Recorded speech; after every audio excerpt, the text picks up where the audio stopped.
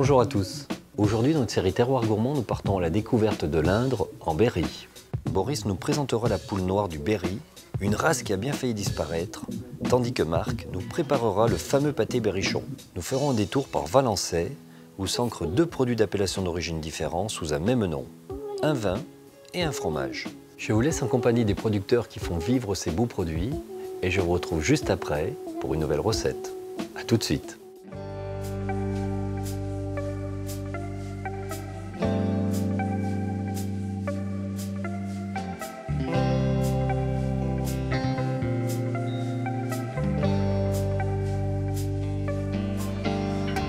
Le Berry constitue l'un des plus vieux terroirs agricoles français.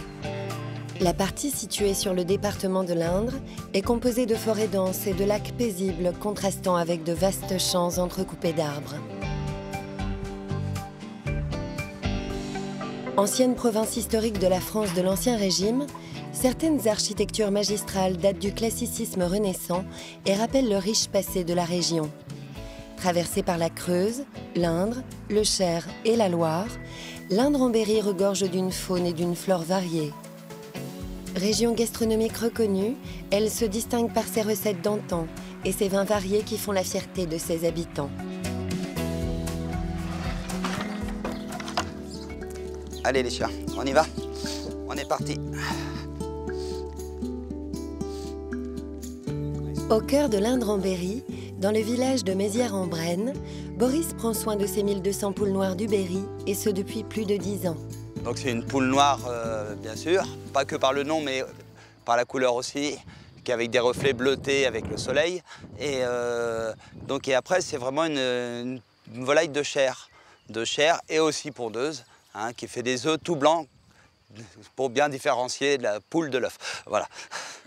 Si la poule noire du Berry a une chair si fine et savoureuse, c'est grâce aux grands espaces dans lesquels elle évolue, mais aussi à une alimentation issue d'une agriculture raisonnée. Attention les loulous, on se pose.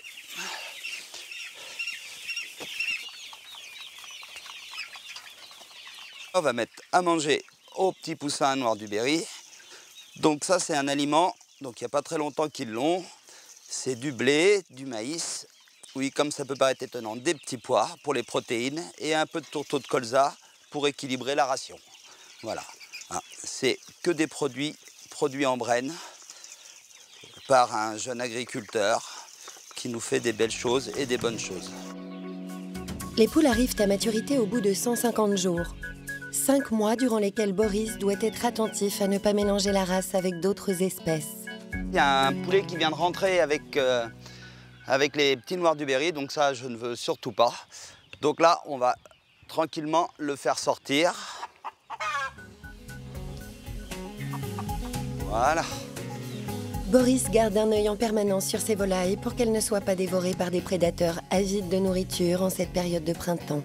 Donc là, on fait une petite vérification des clôtures parce qu'en ce moment, il y a de la prédation sur les renards, avec les renards. Donc voilà, donc là, on a un exemple ici, un renard qui a gratté il y a quelques jours hein, pour essayer de rentrer à l'intérieur du parcours. Allez, on y va les garçons. Maestro.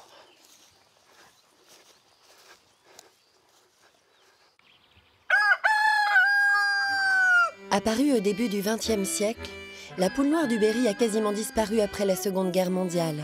C'est en 1975 que Gaston Touraine, un professeur de sciences berrichon, décide de reconstituer la race à partir de croisements de poules voisines comme la gauloise noire ou la noire de Châlons.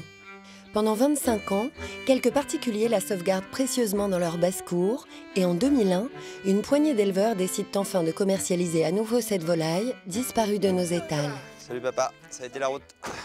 Bien roulé. Impeccable. Si Boris reçoit une livraison de 180 poussins ce matin, c'est parce que la race est encore bien fragile. Voilà, les poussins viennent d'arriver de Béchane, donc dans l'Ain, et là on va les remettre directement dans la poussinière pendant une petite quinzaine de jours. Il ne peut pas faire reproduire ses poules lui-même, par risque de contamination d'autres races bâtardes. Ça, voilà, les bébés poussins noirs du Berry. Les œufs éclosent dans un centre de sélection génétique avicole dans l'est de la France. Mais pour Boris, l'objectif est de préserver cette race si caractéristique de sa région. Donc, grâce à une poignée de passionnés, on a réussi à la sauver et à recréer cette race, la sauver. Et maintenant, il reste juste à la pérenniser et à la faire un peu plus connaître. Si Boris veut faire connaître sa poule noire du Berry, c'est aussi et surtout pour qu'un plus grand nombre de gastronomes puissent la déguster. La poule noire du Berry peut être rôtie en cocotte ou encore fumée, mais Boris préfère la recette berrichonne appelée barbouille. Une recette que la romancière George Sand mentionnait déjà dans ses écrits au XIXe siècle. On n'avait pas toujours le temps de cuisiner et c'était un plat facile à faire. On préparait le matin, on le mettait au coin de la cuisinière et au dernier moment, on rajoutait le sang pour épaissir la sauce. Et d'autres régions utilisaient de la farine. Et en Brenne, dans le Berry, on n'avait pas beaucoup de farine. Et donc la sauce est épaissie avec le sang. Et se faisait quelque chose qui tenait bien au corps l'hiver, pour les gens qui travaillaient dans les champs. Là, on commence à entendre le chant du gras. Il commence à crépiter. Ça veut dire qu'on va bientôt pouvoir mettre les morceaux de viande. L'avantage du gras de canard, c'est que c'est un gras qui ne brûle pas. Voilà, et donc ça fait vraiment bien dorer les morceaux, qu'on verra, et au niveau gustatif, ça change un peu les choses. Faut pas hésiter à les retourner régulièrement pour ne pas les faire brûler, ne pas les faire trop dorer d'un côté et pas assez de l'autre. Une fois la poule bien dorée dans le gras de canard, Boris ajoute des oignons, des pommes de terre et du vin rouge. Mais l'essentiel de la recette réside dans l'utilisation du sang de la volaille pour épaissir la sauce. Et là, pas question pour le chef de dévoiler ses secrets. Et on a tous nos petits ingrédients qui font qu'on aille d'un endroit à un autre, la recette sera toujours la même, le goût jamais. Le plat tient son nom de sa texture épaisse et de sa couleur marron. Alors on appelle ça une barbouille parce que la couleur, la texture font penser un peu à de la bouillasse. Et voilà les amis, c'est prêt. Il accueille parfois des touristes dans sa grange, mais ce soir, c'est avec ses proches qu'il savoure sa barbouille. Santé, bon appétit à tous. Déjà à la base, quand on mange un poulet qui s'est élevé à 50 mètres d'ici, c'est quand même pas mal. En plus, la poule noire du Berry, c'est vraiment l'emblème. Et quand c'est cuisiné avec amour et passion comme ici, avec une bonne sauce, ça se partage très bien, quoi. Vraiment. C'est le bon exemple de la dégustation du poulet en barbouille. C'est entre amis, voilà, tous ensemble, un bon moment. C'est que des moments de bonheur, c'est des choses simples, mais qui sont irremplaçables.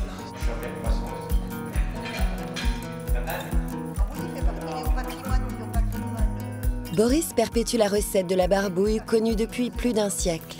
Mais dans le Berry, certains n'hésitent pas à innover pour proposer de nouvelles saveurs. Comme ici, à Pouligny-Saint-Pierre, au cœur du parc naturel régional de la Brenne.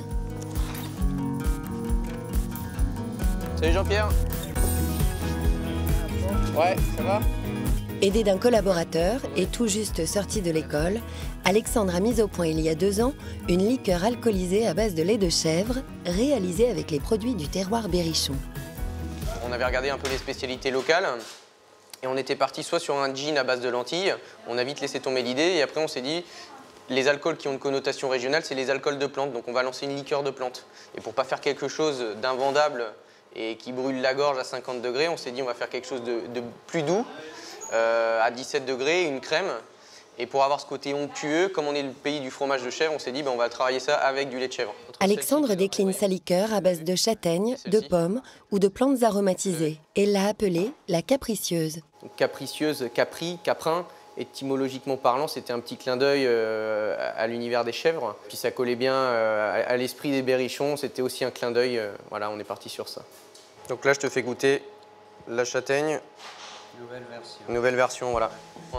Alors qu'en 2 ans, la production connaît un réel engouement et qu'Alexandre livre même à l'étranger, c'est surtout dans la région berrichonne que sa liqueur est le plus demandée. Il apporte quelques bouteilles à l'un des fromagers de Pouligny-Saint-Pierre pour qu'il goûte les modifications apportées à la recette à base de châtaigne. Ça a toujours ce côté onctueux, mais c'est moins dense. Et les quelques clients curieux peuvent eux aussi profiter d'une dégustation improvisée. Effectivement, un liqueur de lait de chèvre, ça peut faire peur parce que voilà, on se dit ça va avoir un drôle de goût. Non, on ne sent pas du tout le goût de la chèvre en fait, le goût du lait de chèvre. En dehors de cette liqueur, la région est surtout connue pour son vin, et notamment dans la ville de Valençay. C'est au château éponyme que sont organisées des dégustations à l'aveugle. Les caves de la résidence du célèbre Charles-Maurice de Talleyrand constituent un cadre idéal pour tester différents vins. Cet après-midi, nous allons donc faire un tête-à-tête entre deux appellations, Reuilly et Valençay. Le vin de Valençay est consommé depuis le 19e siècle et bénéficie depuis 2004 d'une appellation d'origine protégée qui répond à certains critères de production. Il se décline en 3 couleurs, le blanc, le rosé et le rouge. Donc pour le blanc, un encépagement à base de Sauvignon. Et pour les rosés et les rouges, un encépagement à base de Gamay, de Caux et de Pinot Noir. Alors, la nature du terroir composée sur certains secteurs effectivement majoritairement de silex, sachant que cette matière va capter la chaleur le jour pour la restituer la nuit, va permettre effectivement un état de maturation sanitaire au niveau des raisins beaucoup plus important. Longtemps déprécié par les amateurs, car considéré comme un vin de table commun, les viticulteurs de la région ont fait de gros efforts pour qu'il puisse trouver sa place parmi les autres appellations. Au niveau des rendements à l'hectare, on avait une production volumique beaucoup plus importante qu'aujourd'hui où on a des rendements qui sont beaucoup plus maîtrisés, moins importants, et donc qui confèrent à la vendange et au jus au final une concentration qu'il avait peut-être moins auparavant. On va procéder donc à ces 3 phases méthodologiques de la dégustation que sont la phase visuelle, la phase olfactive et la phase gustative. Si Olivier organise des dégustations à l'aveugle, c'est pour que chacun puisse oublier certaines idées reçues et faire confiance à ses papilles en se concentrant sur les saveurs. C'était tellement sucré en fait au premier nez. Après quand tu l'as aéré... C'est vrai qu'il y a un côté mûr. Il y a un côté mûr quand même. Et ben, j'ai plus trouvé des fruits et des fleurs, mais si on parle de fruits, j'étais plus sur la première bouche, j'ai trouvé de la pêche. Quand on fait une dégustation à l'aveugle, l'objectif, c'est pas que ce soit meilleur ou pas meilleur. Nous, notre objectif, il reste le même, c'est que le consommateur s'y retrouve et puisse dire « je rencontre un produit qui me plaît ». Si effectivement, dans la dégustation aveugle, le Valençay vient devant une autre appellation et qui plus est une appellation avec une visibilité et une notoriété supérieure, tant mieux, c'est quelque chose, et là on est super content. Le vin de Valençay a une similitude avec le fromage de chèvre de la région. Il bénéficie de la même appellation d'origine protégée et c'est un cas unique en France.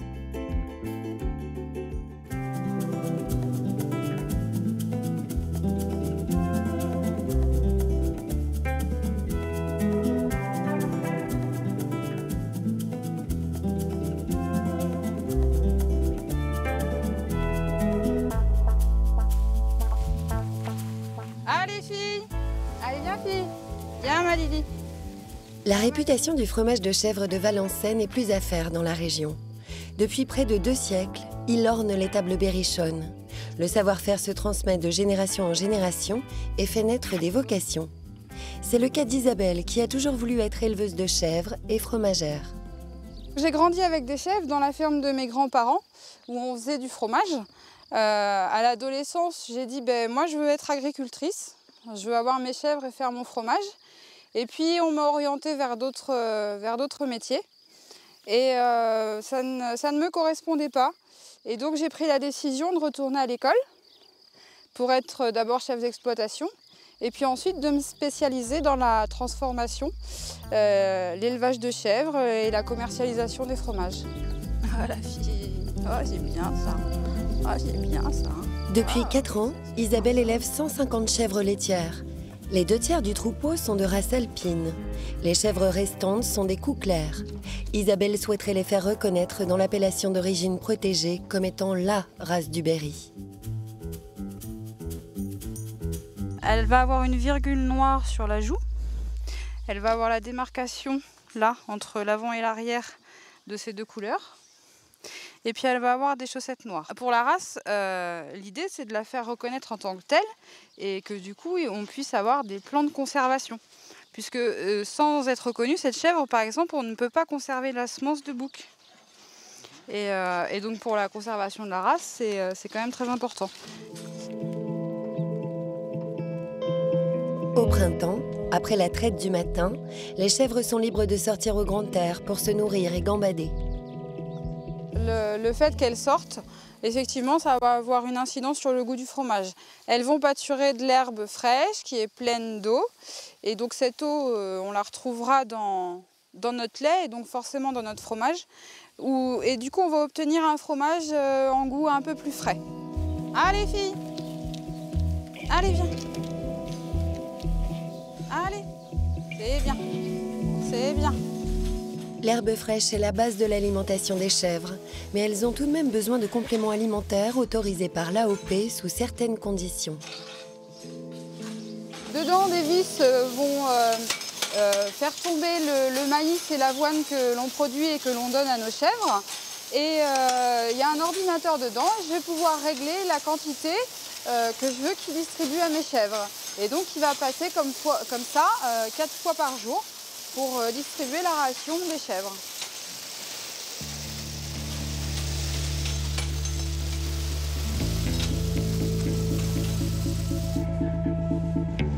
Isabelle effectue la traite matin et soir. Le lait est récolté dans une cuve, puis dans des bassines pour commencer à confectionner le fromage de Valençay. Isabelle ajoute alors de la présure pour le faire cailler pendant une journée. Je vais donc commencer par retirer le sérum. Donc en fait, c'est toute l'eau qui est contenue dans mon lait et qui s'est donc séparée de ma matière fromageable. Une fois que j'ai enlevé mon sérum, je vais pouvoir prendre mon cahier délicatement. L'idée étant de garder des morceaux pour que le sérum s'évacue bien. Il faudra attendre encore 24 heures supplémentaires pour que les fromages soient égouttés et prennent leur forme pyramidale. Mon cahier, tout au long de ma journée, va pouvoir descendre dans les moules et demain matin, ils seront tout égouttés à hauteur de mes moules. Talleyrand, le célèbre homme politique du début du 19e, aurait ordonné de couper la tête des fromages pour pouvoir les présenter à Napoléon sans lui rappeler sa défaite en Égypte. J'utilise ce sel pour saler mes fromages. Donc c'est un sel blanc alimentaire classique qui est mélangé avec de la cendre, du charbon de bois. Donc le but étant de donner à mon fromage ce goût particulier et cette couverture gris bleuté que j'obtiendrai à l'affinage. Pendant 11 jours, le sel au charbon va affiner le fromage et lui donner sa croûte si particulière. Il sera ensuite à même de porter son appellation d'origine protégée et prêt à être consommé. Le fromage de chèvre, si on le compare par exemple avec un fromage de vache, déjà on va avoir une teneur en matière grasse beaucoup moins importante avec notre fromage de chèvre. Et puis par rapport à notre production, nos chèvres elles consomment du tourteau de colza. Et on sait bien sûr que le colza est plein d'oméga 3. Je pense qu'on peut le retrouver aussi dans nos fromages. Alors, mes fromages qui viennent déjà de passer 5 jours en salle de fabrication, entre le moulage, le salage et le début de l'affinage. Ce sont bien couverts, je vais donc pouvoir les mettre dans le haloir pour qu'ils continuent à se couvrir correctement jusqu'à peu près avoir 11 jours. Et ensuite, seulement, je les passerai au frigo.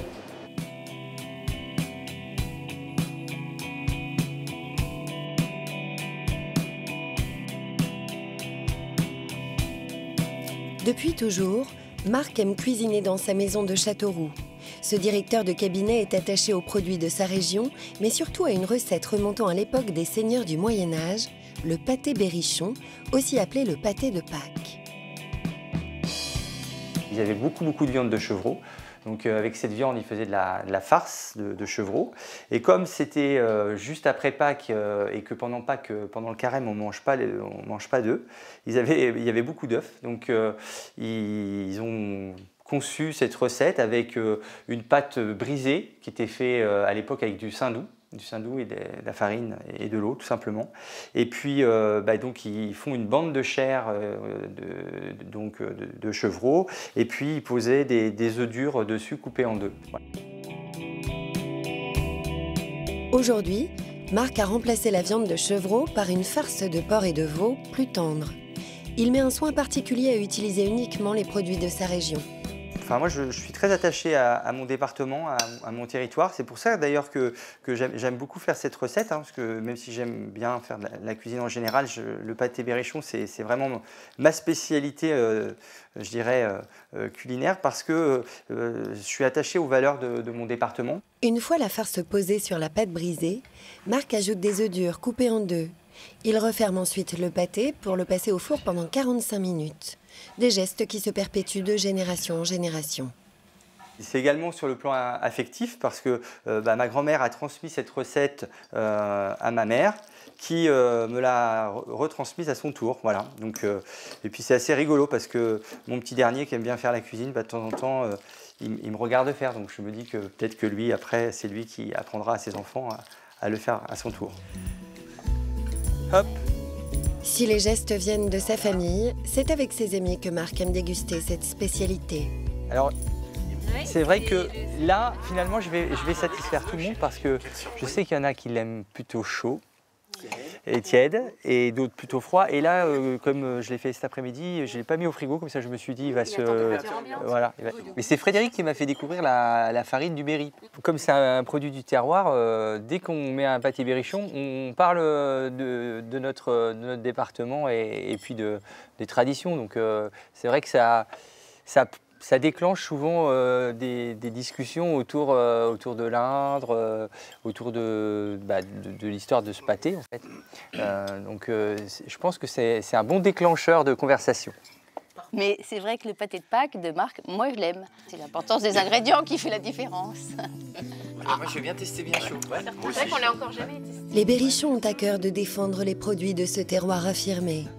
Éclairés par des recettes d'antan ou novatrices, leur gastronomie devrait porter longtemps encore ces petits secrets qui ont traversé les âges et l'histoire.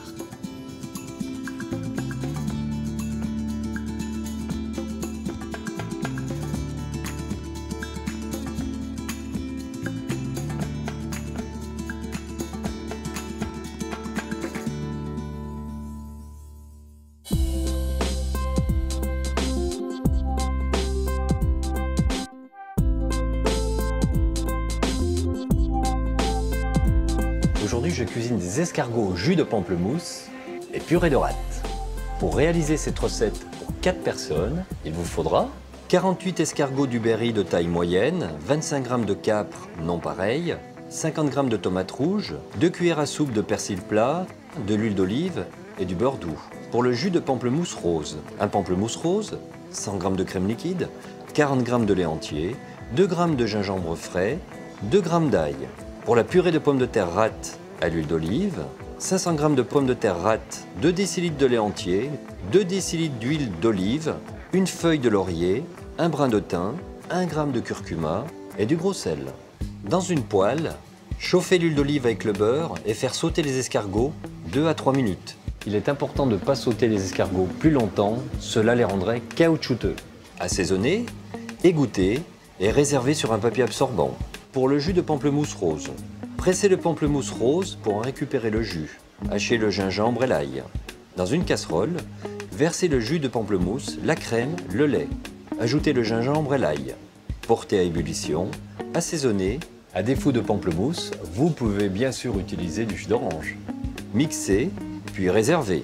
Pour la purée de pommes de terre rate, à l'huile d'olive. Cuire les pommes de terre avec la peau dans une grande casserole d'eau avec le laurier, le thym et le gros sel. Pour les purées, pour les cuissons en général des pommes de terre, ne pas les cuire directement épluchées, mais les cuire avec la peau afin qu'elles soient plus fermes. Pelez les pommes de terre à chaud. Les écraser à l'aide d'une fourchette et incorporer le lait, l'huile et le curcuma. Mélangez et assaisonnez, puis réservez. Pour le dressage, mondez une tomate. Récupérez la chair et la taillez en dés. Ciselez le persil. Versez 150 g de purée de rate dans une assiette creuse et faire un petit puits au milieu à 1,5 cm du bord. Mélangez 12 escargots sautés avec les capres, les dés de tomates, une pincée de persil ciselé et du jus de pamplemousse. Versez ce mélange dans le puits de la purée. Émulsionnez le jus de pamplemousse et versez sur les escargots. Je vous souhaite une excellente dégustation et je vous dis à très vite.